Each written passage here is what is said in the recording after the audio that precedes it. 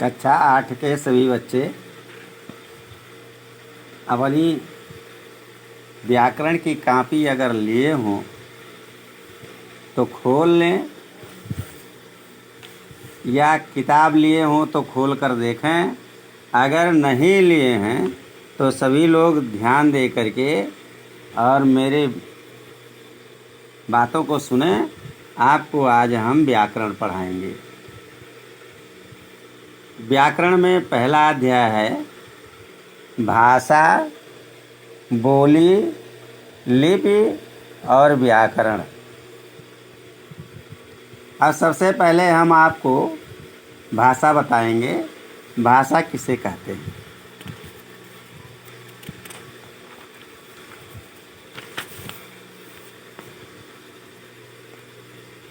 भाषा वो साधन है जिसके द्वारा हम अपने विचारों और भावों को दूसरे के सामने व्यक्त करते हैं और दूसरे के विचारों या भावों को समझते हैं। उसे भाषा कहते हैं। भाषा विचारों की आदान प्रदान का एक तरीका है।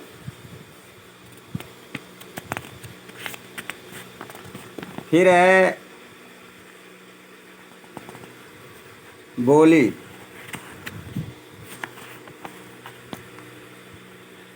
बोली हम लोग भाषा के स्थान पर बोली का प्रयोग करते हैं,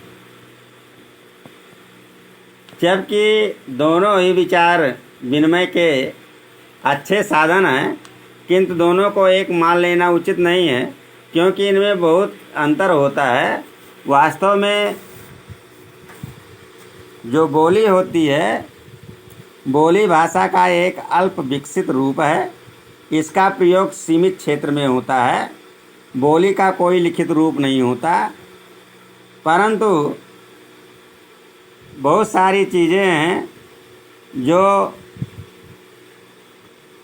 लोकगीत के रूप में हैं, छोटी छोटी दंत कथाएँ हैं। ये बोली के ही रूप में हमारे सामने आती हैं।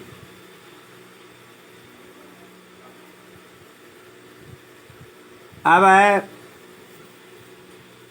और भाषा जो एक विशाल क्षेत्र में प्रयोग की जाती है।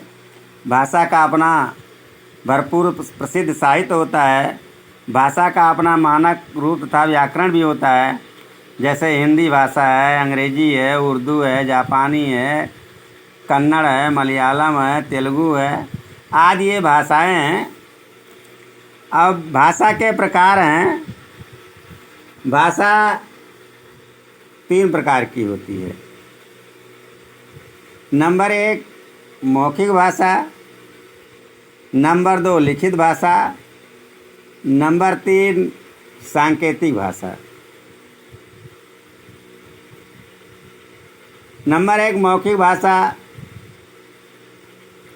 जब हम भाषा का प्रयोग केवल बोल कर करते हैं तो उसे हम मौखिक भाषा कहते हैं, या इसको कथित भाषा भी कहते हैं।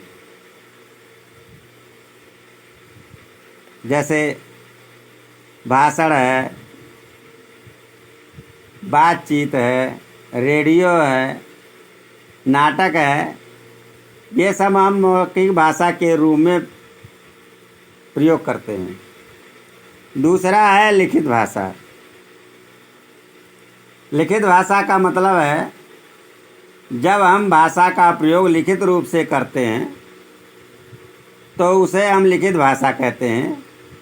जैसे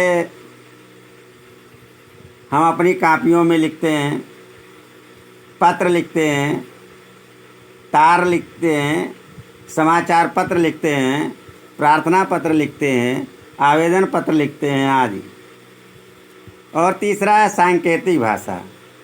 सांकेतिक भाषा का मतलब है जो संकेतों के माध्यम से आपको दर्शाया जाता है या बताया जाता है, वो है सांकेतिक भाषा।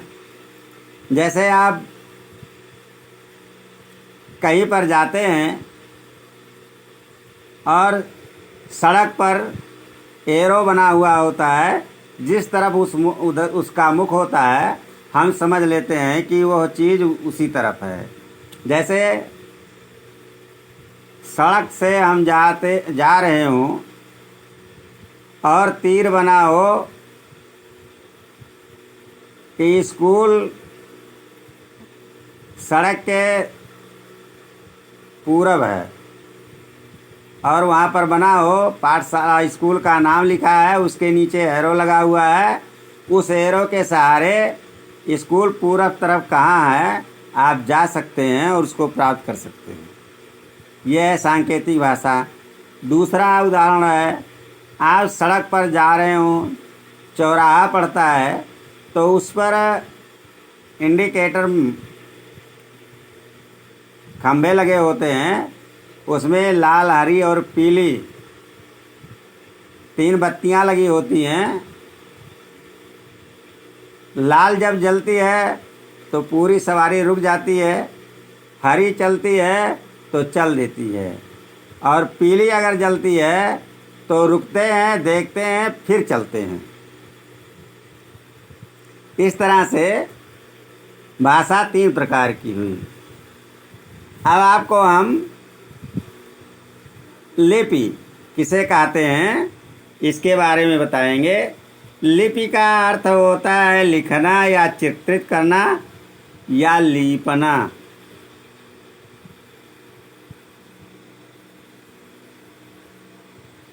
कहीं बातों को संरक्षित करने के लिए, इकट्ठा करने के लिए या रखने के लिए लिपि की आवश्यकता पड़ती है।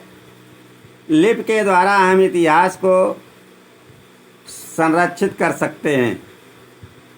इसके द्वारा ही हम आज तक और युग युगांतर तक के अपने वेद, पुराणों, प्राचीन साहित्य, इतिहास, विज्ञान, या जितनी चीज़ें, रामायण है, महाभारत है, गीता है, जो भी चीज़ें हमें धरोहर के रूप में प्राप्त हुई हैं, वो इसी लिपि के माध्यम से ही हुई हैं, जिनके द्वारा हम उनको संजो कर रखे हुए हैं और समय समय पर उनका उपयोग करते हैं। उनसे पढ़ करके हम ज्ञान सीखते हैं और उसके बताए हुए अपने समाज का निर्माण करते हैं। कहने का अर्थ है, भाषा के लिखित रूप के लिए जिन ध्वनि चिन्हों का प्रयोग किया जाता है उन्हें लिपि कहते हैं। लिखने की विधि अथवा लिखने के ढंग भी लिपि ही कहलाता है। अब कुछ भाषा है और उनकी लिपि है। भाषा और लिपि, संस्कृत, हिंदी और मराठी का है लिपि देवनागरी। अंग्रेजी का लिपि है रोमन। उड़िया का लिपि है ओडिया। मलयालम का है मलयालम। बांग्ला का है बंगाली आदि। ये सभी एक दूसरे की भाषा की लिपियां हैं। अब व्याकरण किसे कहते हैं आपको बताएंगे। व्याकरण वह शास्त्र है जिसके द्वारा हम किसी भी भाषा को शुद्ध शुद्ध लिख सकते हैं, पढ़ सकते हैं और बोल सकते हैं। उसे हम व्याकरण कहते हैं। अब व्याकरण के भाग हैं। व्याकरण को कितने भागों में बांटा गया है। नंबर 1 है वर्ण विभाग या वर्ण विचार। फिर है शब्द विचार या शब्द विभाग। तीसरा है पद विचार और चौथा है वाक्य विचार।